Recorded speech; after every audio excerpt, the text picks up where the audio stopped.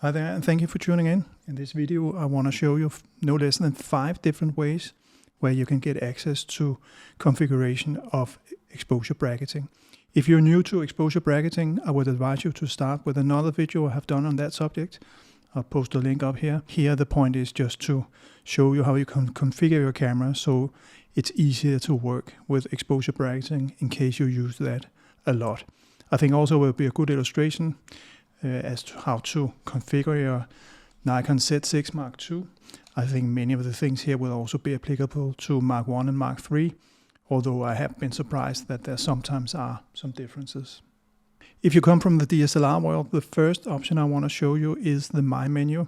You find that in the menu system here at the bottom, as you probably know. Here you can set up the My menu so that it includes the auto bracketing. So what you do is you go to the bottom here where it says add items, and then you can go in here and select from the menu system. You can select exposure bracketing, or bracketing as it is, automatic bracketing. You can see here I have done that, and that's why it has a little check mark. But if you haven't done that, make sure that it gets a check mark. Here you can see this is actually Nikon's very polite way of saying that what I'm trying to do here is not very smart. Once you've done that, you will see that it appears in your My menu.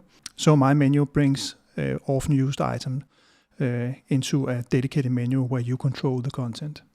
If you want to make sure that auto bracketing is on the top of the list, you can select rank items, and then you can take auto bracketing. You see here, if I push OK, it makes a little box around the item here, and you can also see here in the bottom it changes from move or into move, so that I can now move it to the top. It's a very tiny cursor here. You can see it's a thin yellow line, but I want to have that on top so that when I get into the menu system here, I now have auto bracketing on the top, easy to select. If you find it cumbersome that you have to press the menu button and then go to My menu and then into auto bracketing and to get access here, there is a shortcut you can apply, and it involves some of the function buttons that you can configure. You need to go to the custom setting menu and find menu F, and in general I would say there's a lot of good stuff under menu F. So if you want to get more familiar with your camera here, study this menu very carefully. But I go into custom controls, and just for illustration, I take here function button number 2.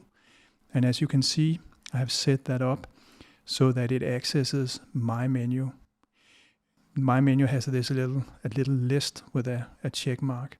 So that's now function button 2, and that means when I press function button 2, it activates My menu. So I don't have to press menu and then, wherever it was, scroll down to My menu. It's here ready to go.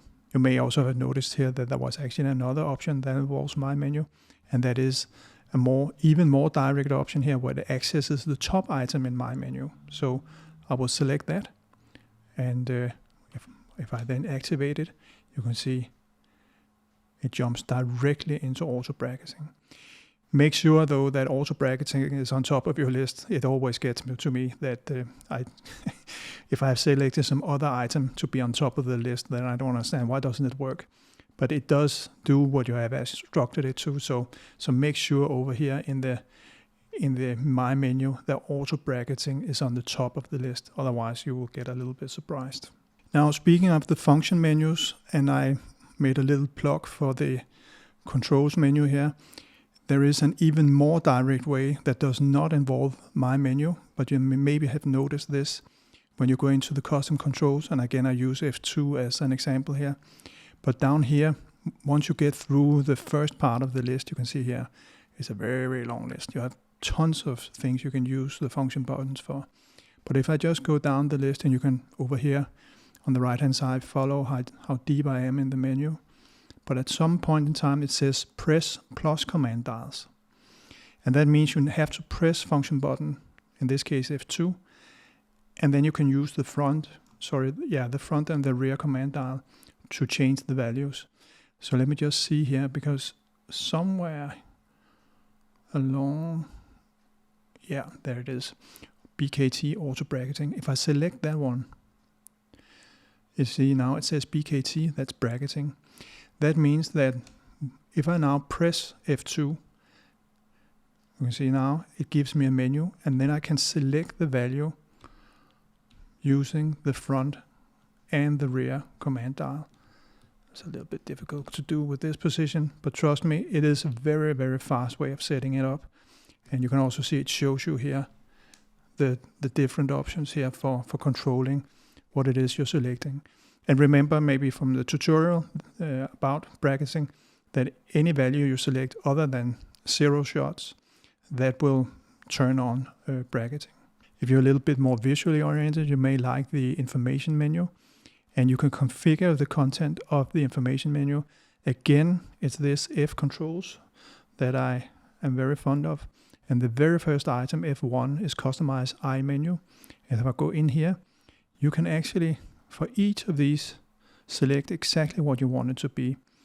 And let's say that I'm not using ISO, just to give an example.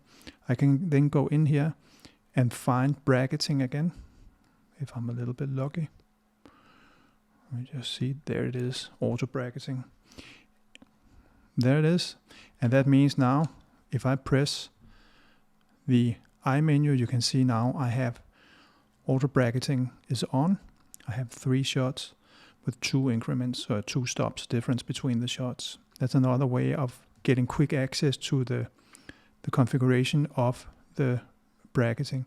Also here, be aware when you have the cursor, you see when I go into the menu, I'll just jump out again. When I go into the menu and select a certain item like auto bracketing, then also here I can use the front and the rear command dial to select whatever value it is that I want to select. The last thing I want to show you is the user profiles. You can set that up so it's configured with the bracketing that you prefer. I will show it for user 1, but it's the same for all 3. So let's say that I want the bracketing to be on, so that I want to have 3 shots with 1 stop apart. And that's the configuration that I want. Then I can go into the menu system and say, now I have the setup that I want. I can say save user settings, like this. And I am saving it under user 1. Mind you that currently I'm in aperture priority, so I would expect aperture priority to be saved along with user 1. Once I've saved the user profile, just to illustrate what it will do, I can go in here and then turn off bracketing like this. You see now it says off. If I then go and select the user, I'm in aperture priority right now, but I will select user 1. And then I will go back here and see what configuration it gives me. You can see now it's back on. It's back on to 3 shots and increments of 1, exactly like I set it up. And you will also notice that it is in aperture priority mode, because that was the mode I saved it in. So you can configure this if there's a configuration of the bracketing that you use a lot. Make sure to store it under one of the users and then turn the dial to get to that user and you're good to go. So that's another really fast way of working with bracketing. If you know other ways to configure the bracketing, I'm all ears. Let me know in the comments. Otherwise, as always, happy shooting. Take care. Bye bye.